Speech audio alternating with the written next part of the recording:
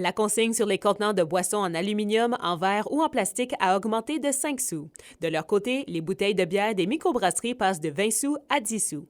Le gouvernement du Québec désire ainsi encourager les consommateurs à rapporter plus de contenants. Le but ultime est d'atteindre 5 milliards de contenants par année selon le site consignaction.ca. Plusieurs citoyens voient cette initiative de bon œil. Oui, parce que le monde va faire plus attention.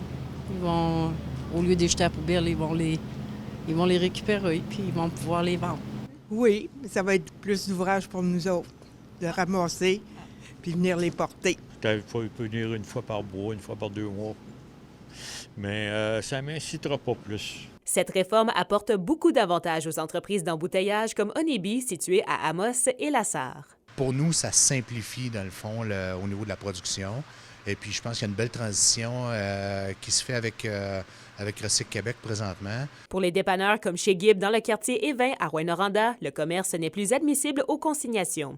Le propriétaire est déçu que son commerce soit exclu. C'est très mitigé. Il y en a beaucoup qui disent si je peux pas facilement aller le porter au dépanneur comme je faisais, bien probablement que je vais les mettre en récupération. Ça fait que ça va peut-être faire l'effet contraire pendant un bout de temps, là. Du côté des épiceries comme les marchés Tradition, Marion et Fils à Palmarol, on s'attend à ce que le roulement s'intensifie. Nous autres, il va y avoir quand même un impact en début de même pour le monde qui ramène leurs canettes parce qu'ils savent qu'ils vont avoir le double en retour. On a un 10 à 15 sacs par semaine facile, plein. Le président du Conseil canadien du commerce de détail, qui représente toutes les grandes chaînes d'épicerie au Québec, affirme qu'il va y avoir plusieurs ajustements à venir. Les détaillants ne sont pas tous équipés de la même façon.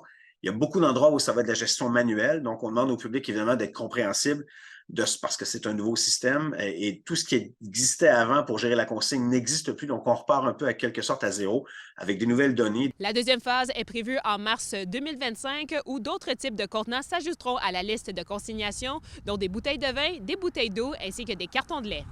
Kimberly Hall, RNC Nouvelles, Palmarol.